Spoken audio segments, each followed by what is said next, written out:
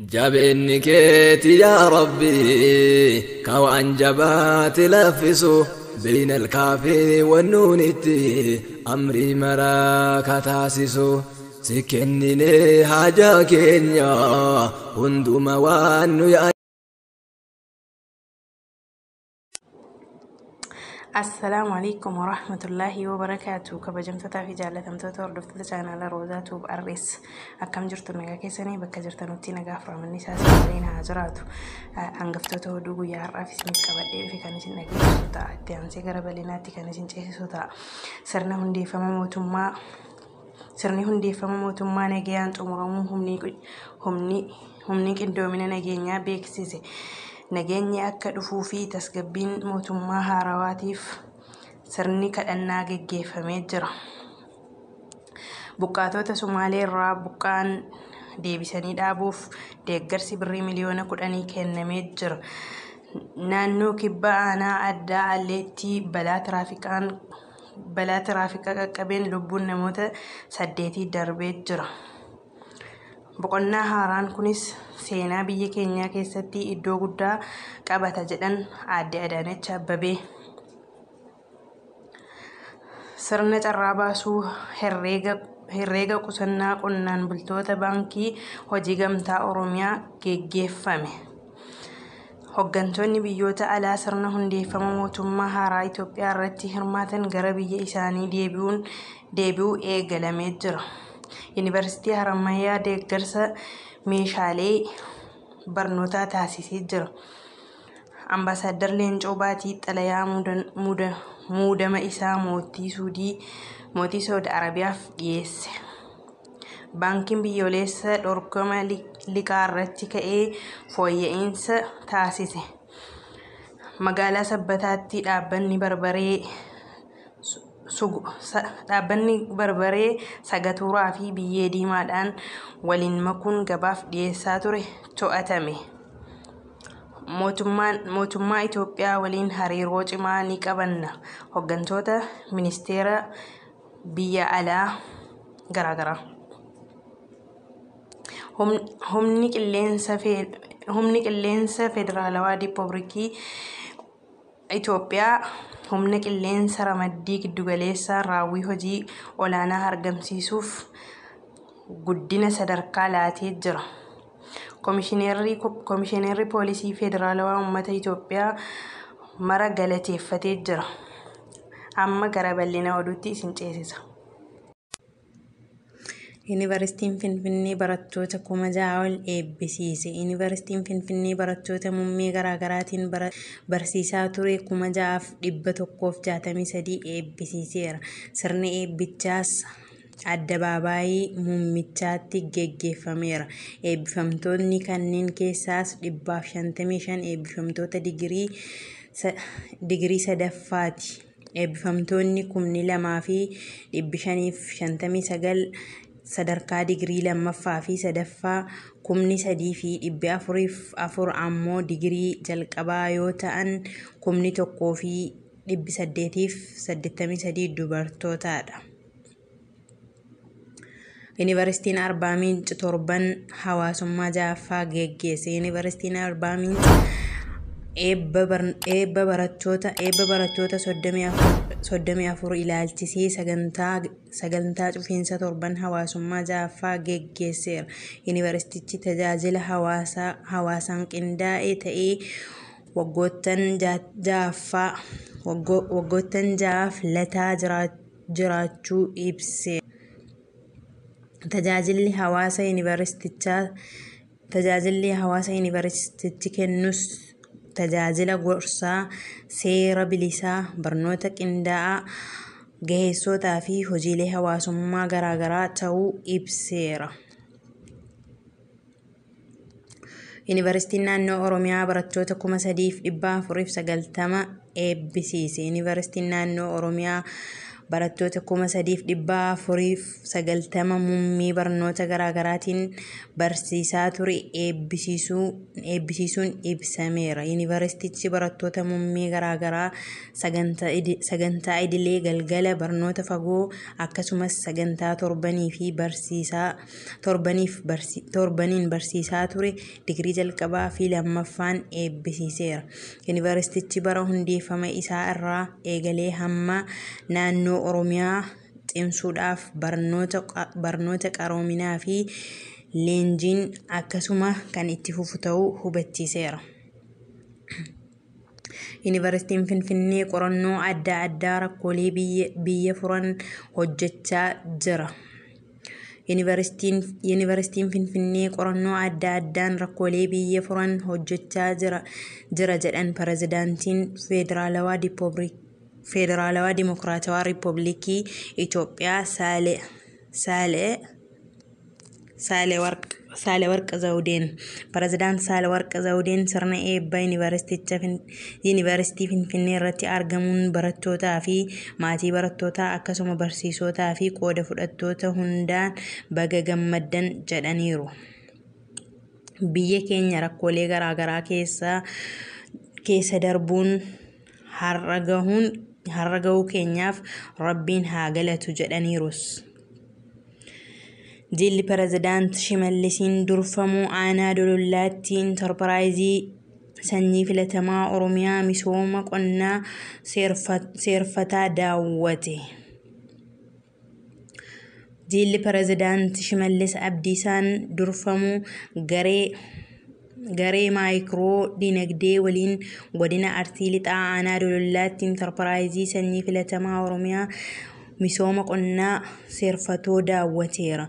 Misoomni qonnaa seerfatoo bara 1970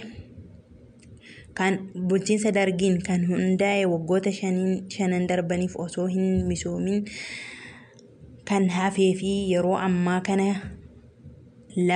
lafa hektaara 2,800 irratti qamadiin kan hojjetamuu eegale ta'uu beeksiseera. Miseensonni poolisii ogummaa maarchii baandii orkeestaraa fi tiyaatiraan leenji'aa turan 128 eebbifaman.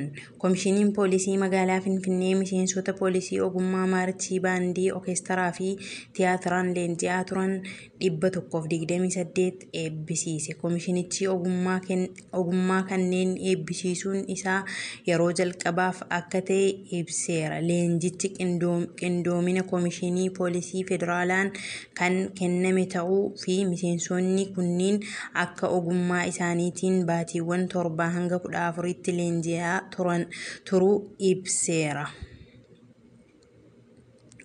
Muummichi Ministeeraa Dr. Abiy Ahmed hooggantoota olaanaaf mudannoo laatan. Muummeen Ministeeraa Dr. Abiy Ahmed waajjiraalee ministeerotaa fi ministeer deetota akkasuma koomishineerota dhaabbilee lamaaf waajjira muummee ministeeraatti muudama laataniiru.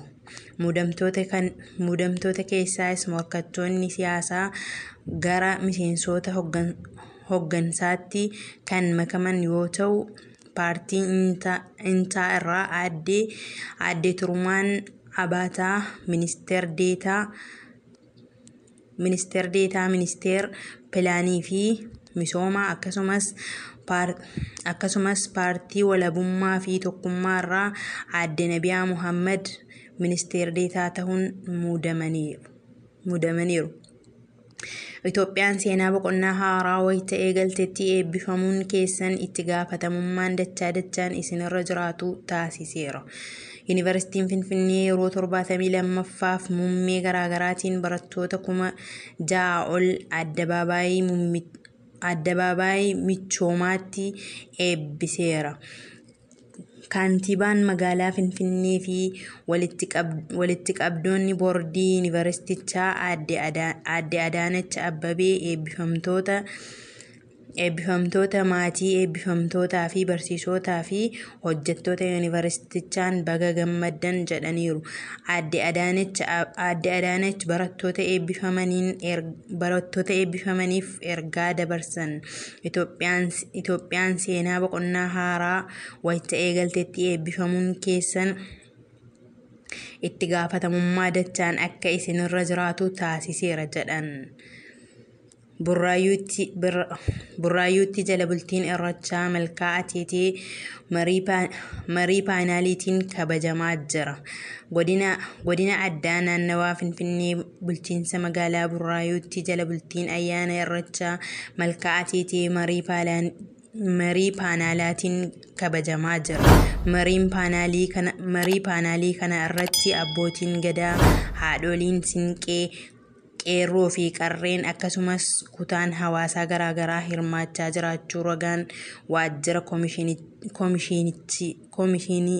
koomishiniin magaalicharraa argame ni mul'isa. Qajeelchi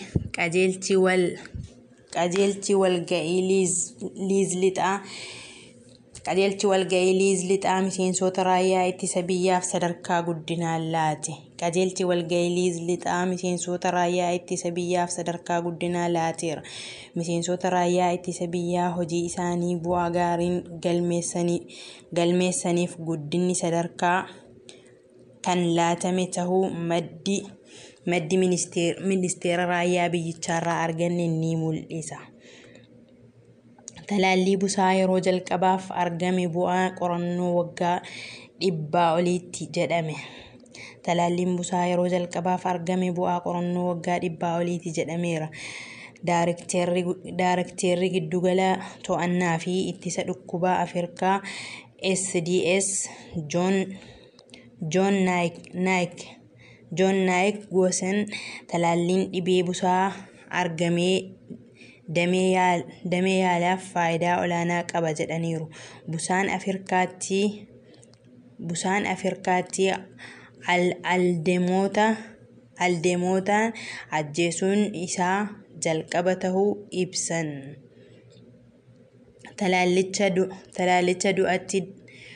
Talaallichi du'aatii daa'immanii hambisuuf shoora olaanaa qaba jedhameera. Barnoonni eegaluun dura barsiisonni talaallii COVID-19 fudhachuu qabu. Barnoonni eegaluun dura barsiisonni talaallii COVID-19 fudhachuu akka qaban Ministeera Fayyaa Dr. Liyaa Taaddasaa ibsaniiru. Weerarri COVID-19 of dagannaa hawaasaa talaallii fudhachuu dhabuu fi gosa COVID-19 haaraa deetaatiin guyyaatti yoo xiqqaate namoonni 44 lubbuun isaanii darbaa jiraachuu ibsaniiru Dr. Liyaan. Tarkaanfiin garee shororkeessaa shanee irratti fudhatamu cimee itti fufeera. Godina Gujii Bahaa aanaa Gorodoolaatti gareen shororkeessaa shanee qaamolee nageenya mootummaa waliin waraana baneen hidhattoonni garichaa hedduun wayita ajjeefaman lakkoofsaan kan heddummaatan ammoo madaa'aniiru. Hawaasni naannichaas tarkaanfii garicha irratti fudhatame gareen bu'aan deeggaruun isaanii maddoonni keenya ni mirkaneessu jedhe Faanaa Birookpaast.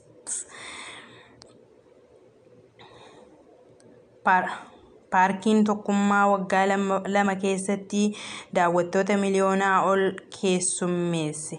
Paarkiin tokkummaa hojii kaka'umsa ministeera muummee Abdii Ahmadiin magaalaa Finfinneetti hojjetan keessaa isa tokko yoo ta'u tajaajila lachuu erga eegalee waggaa 2 lakkoofsiseera. Paarkichi bakka seenaa qabeessa biqiltoonni, bineensonnii fi aadaan naannolee biyyattii keessatti calaqqisuudha.